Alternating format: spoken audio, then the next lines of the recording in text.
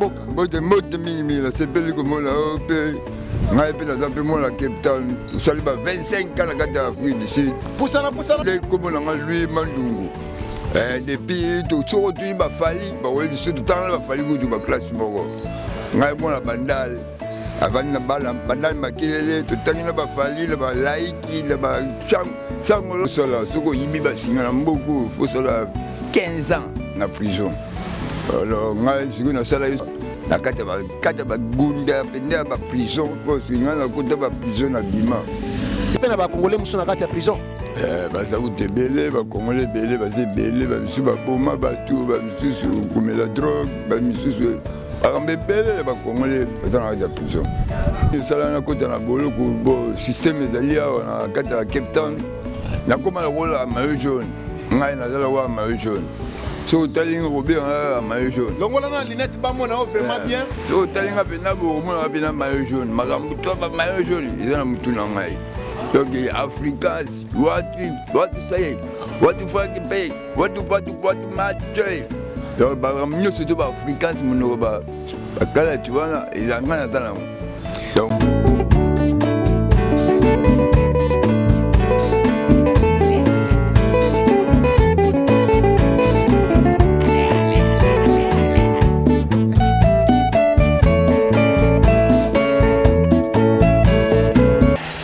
batata ba mama bandeko wa bolingo mbote na bino boye malamu na mayangani na Politique TV nazali wa bino Patrick Chimanga tata mayangani mwana ya mama Christine Kalanga ampeto leki mbala moko na maitokolobela na tosolo la politique na biso lelo mais na cadre ya ba réalité ya ba congolais na kati ya Afrique du Sud tozali na 2025 janvier tozali kosola na ba congolais nyonso na yango na koleka na lobi nakutani na mwana mboka moko mais na boyi ko présenter ye isengeli moko ya ko mi présenter mbote mwana mboka mbote mingi la sepeli comme la ope ngai pe na zape mo la Cape Town sali ba 25 ans na kata Afrique du Sud. Poussana mo muke sali de 25 ans na kata Afrique du Sud. Tema ngai pe na ndé comme na lui Mandungu.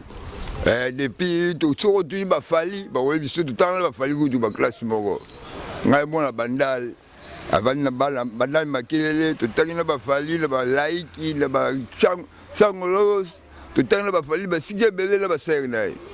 Boki ndenge mwana mboka akoti mbala moko na vitesse ça montre que sa voix 2025 mais mwana mboka yebisa biso na kombo na ona ni liboso comme la ngai lui o ba nyoso ba yebi na Cape Town na kata Metelen comme la ngai Louis nani kombo mobimba mboka Louis eza kombo ba français mais kombo na mobimba on ezala ki kombo na okelo ba pesela nga partir awa na kata ba gunda penda ba prison parce que nga na kota ba prison na bima.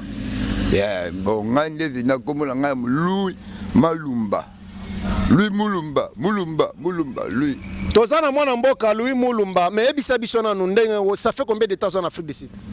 Oh, dans 25 ans en Afrique du Sud. À Cape Town. Biso za ba na Cape Town avant na mettre 25 ans. Boni Afrique du Sud dango eza malamu to eza mabe. Ah, Afrique du Sud, on a ngandé la umeli je na sali ba 25 ans dans un faux pays. Ils ont le rôle Afrique, ils ont le Congo, Afrique du Sud. Pour l'Angaï. Pour nous, Afrique d'ici des faux pays, mais ils ont ba Congolo, baza nanzela, bazo bonga mabaya wa, ba misusu bazo sala ba projet baya wa, mais ils ont faux pays pour na nini. Koki ko yebisa bangote peut-être ba ko catholique na yo, nini ezo sala ki obenga ngo faux pays. Les faux pays na ndega toka na ndega bata ba mikili. Bango kuna kudu bafuta bango ba dodo bangunde. Bango kudu bafuta bango mais biso sikoyo elo mota. Il y a un observateur d'Afrique d'ici, ils ont un faux. Ils ont un pays qui pays news. Mais depuis Oyawa, est-ce que vous avez une famille? Moi, Sibana. Depuis Oyawa, nous avons une famille. Un grand frère, Moko. Tout ça qui 4, monsieur Bakene Poto. Comme on est parti, Tibangu. Moi, la bandale peu. Un grand frère, fait Paul, un professeur dans l'école française à Cape Town. Et puis, on a un grand frère. On a un bassina bango mais bazali a pété parce que bakena bango là. mais sikoyo na Congo banda kovanda wapi na oki ozoloba ke botangaki na bafali toyebi te fali nini wa artiste musicien ou bien fali nini toyebi te otangaki na bango na Congo ovandaki wapi oza mwana komini na Kinshasa? Nga to mwana penda mwana kini Malibu penda bon biso botanga na botami na Bandal Kasavubu nga place na botami balabala wana numéro boso Croix Rouge so leki Croix Rouge 7 namba 7 epa na biso ngai quartier mono ba Chigose Ngochima o boka garde corps Chigose nakata Victoria yewana tozana ba quartier moko. Mais mbote nanu na bana Bandal bazotala yo basepeli déjà mais pesa bango bambote babonane na kopesa masala ngai bato akala bafali pe kudu na kopesa bango bambote ba bonne fête ba meilleure fête nyoso tuna kangeli bino pena liboke. Merci beaucoup. Mais nini salaki toki obeta lisolo ki obeta bakumba baboloko obeta biso lisolo te nini salaki okota na boloko ni sala na kota na boloko bo système ezali awa na kata Cape Town na mettre lena na koma la rola maillot jaune ngai na zala wa maillot jaune so talinga robé maillot jaune longola na linette ba mona vraiment bien so talinga pena bo mona pena maillot jaune makambu to ba maillot jaune ezana mutu na ngai donc africains what say what you fucking pay what match donc ba nyoso to ba africains mono ba bakala tu vois ezanga na talango donc comment makila mo ya bango donc et comment ba chaque jour chaque temps olaliga na palega bobuleka na osala terre fona kelika musala mo ya bakopa bazo bala pamba donc na kutana ba masala nga ba maillot jaune wana to kitela bongo tila mabele o wana penda ba singa courant ba train jolika ya courant donc ne pena to kati ba câble wana to ke to tumbia on moto to ke kuteka on script on za mbongo ya quick so ça na posa mbongo na Cape Town mbongo quick so ya ngona ko pena pale mbongo script donc mbongo script ndenga lobby ezali mbongo mbangu selo mwana mboka lobby ko somba ndako na kati ya Afrique du Sud mais tango solo ba maillot jaune bakala bato bazo comprendre te il faut ebisa bango ke ba métis ya bon ya solo pena wana ndi ba comprendre te wana bazala ko ba métis bazala ba noir mais ba noir ne to abisoté po bisoto timba trop good kuliga ba noir donc bango tozo bango kaka batambuko mais ba o wana ba métis donc to binga bango bakalati sikoyo tango bobandaki kosala musala wana ya kokata basinga wana kokende koteka ngo nde baye kokanga yo ou bien se retrouvaki na boloko ndenge nini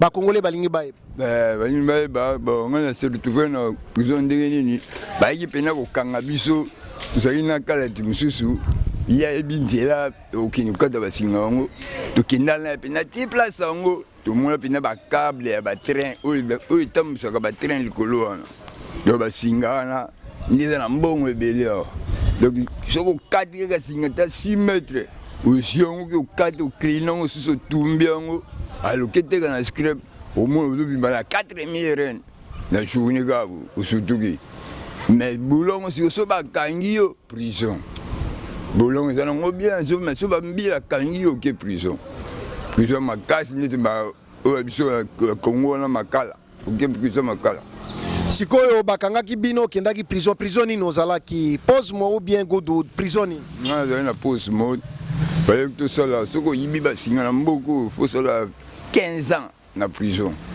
alors ngai sikoyo nasala ye soki 15 ans wana te bandeko na ngai bazali awa na oyo biso baza na Congo baselaki nga ma constitution mpo bazwela nga loya makasi donc loya makasi fo futa ye avocat na Congo bayebi loya te babika avocat na nga tozwaki 20 000 bandeko na nga bafuteli nga mpena oyo ndambo ya Congo na ndambo ya Cape Town bafuteli ngai koti kesi na nga nesili yoko na bimaka batata bamama bandeko ya bolingo Posmo ezali lokola makala donc prison monene na Cape Town eza neti makala ya Cape Town mais boni nanu kuna na kati ya Posmo vie ezali ndenge nini surtout mpona biso ba étranger na kati ya Posmo okotana mpe na bakongole musu na kati ya prison baza kutebele bakongole bele baze bele bamisu baboma bato bamisusu komela drogue bamisusu bakambe bele bakongole baza na kati ya prison.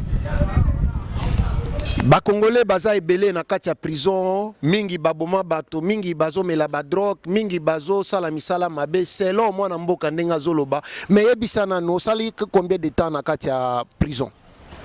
Bon, on a ouvert pénalité, il fallait ça 15 ans à la prison, mais Ndambika bolingo kaka okela kinga bawa au prison on a posé mais ça le gola tout ça le gola makala mais on a goûté ça sur pire le collègue makala il a ba prison mais aux en bien na kati kolala la muga ke sukoli ba yelo bilo kolia na tongo kolia na pokwa na ngo ke sukoli le muto de anjo ça te muto na bulangeti nae kuna ya ngo to be ngo za le gola mikile Afrique du Sud Cape Town.